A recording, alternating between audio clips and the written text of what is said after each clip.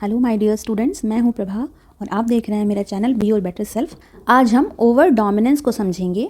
तो over dominance जो है ना, एक ऐसा फेनोमेनन है जिसमें हेट्रोजाइगोट जो होते हैं वो ज़्यादा विगरस होते हैं अपने होमोजाइगोट के कंपैरिजन में।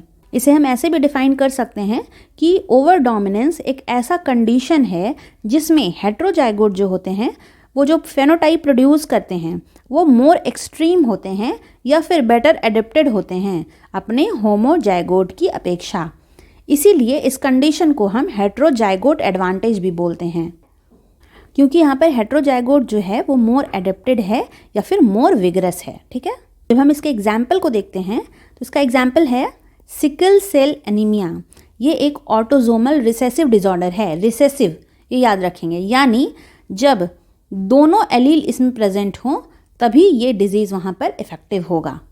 तो पहले सिकल सेल एनीमिया के बारे में थोड़ा जान लेते हैं कि ये एक ऑटोजोमल रिसेसिव डिजीज़ है।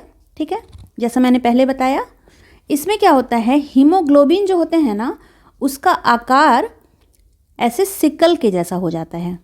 ठीक है, और जब किसी पर्सन में दोनों एलील सिकल सेल एनीमिया वाले होते हैं तो उसका लाइफ स्पैन बहुत शॉर्ट हो जाता है। यहाँ पर हम नॉर्मल हीमोग्लोबिन को HbA से डिनोट करेंगे और सिकल सेल वाले को HbS से डिनोट करेंगे। ठीक है, ये सिकल सेल डिजीज़ है ना, ये बहुत ही फ्रिक्वेंटली पाया जाता है अफ्रीका में, और यहीं पर मलेरिया भी बहुत बड़े पैमाने पर पाया जाता है जो कि प्रोटोजोआ प्लाज्मोडियम से फैलता है। और ये ऐसे सिकल सेल वाले हीमोग्लोबिन में ग्रोथ अच्छे से नहीं कर सकता है। ठीक है, तो क्या क्या बात मैंने कही कि ओवर डोमिनेंस का बेस्ट एग्जाम्पल है सिकल सेल एनीमिया, जो कि ऑटोजोमल रिसेसिव डिसऑर्डर है। यहाँ पर रिसेसिव को बहुत ध्यान से आप देखेंगे, मतलब कि दोनों एलील अगर रिसेसिव वाले हो तभी ये डिजीज़ अपीयर होगा। ठीक है, हमने यहाँ पर नॉर्मल हीमोग्लोबिन को HbA लिखा और सिकल सेल वाले को HbS लिखा। और यहाँ पर मैंने एक बात क्या कही कि ये डिजीज़ अफ्रीका में पाया जाता है, वहीं पर मलेरिया भी बहुत बड़े पैमाने पर पाया जाता है जो कि प्रोटोजोआ प्लाज्मोडियम से होता है, और ये प्रोटोजोआ प्लाज्मोडियम सिकल सेल वाले सेल में अच्छे से ग्रोथ नहीं कर सकता है। इतनी बातें क्लियर हो गई। अब आगे देखते हैं।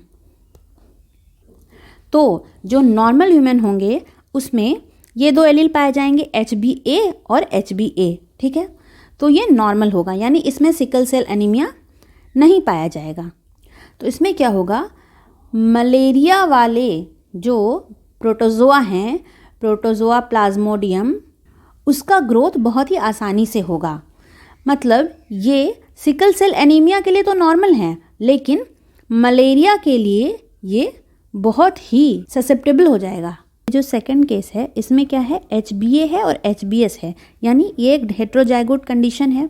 इसमें क्या होगा, चूँकि सिकल सेल एनीमिया जो है वो एक रिसेसिव डिजीज़ है, तो ये सिकल सेल एनीमिया का कैरियर तो होगा, लेकिन सिकल सेल एनीमिया इसमें नहीं पाया जाएगा। मलेरिया के लिए भी ये कम ससेप्टेबल होगा, यानी यहाँ पर जो हेट्रोजाइगोट है वो मोर रेसिस्टेंट होगा।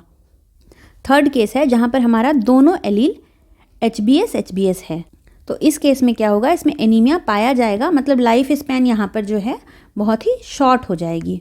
तो इसी चीज़ को लिखा गया है कि HbA HbS क्यों बेटर है, क्योंकि HbS HbS के कंपैरिजन में, यानी इसके कंपैरिजन में ये सफ़र नहीं करेंगे सिकल सेल एनीमिया से।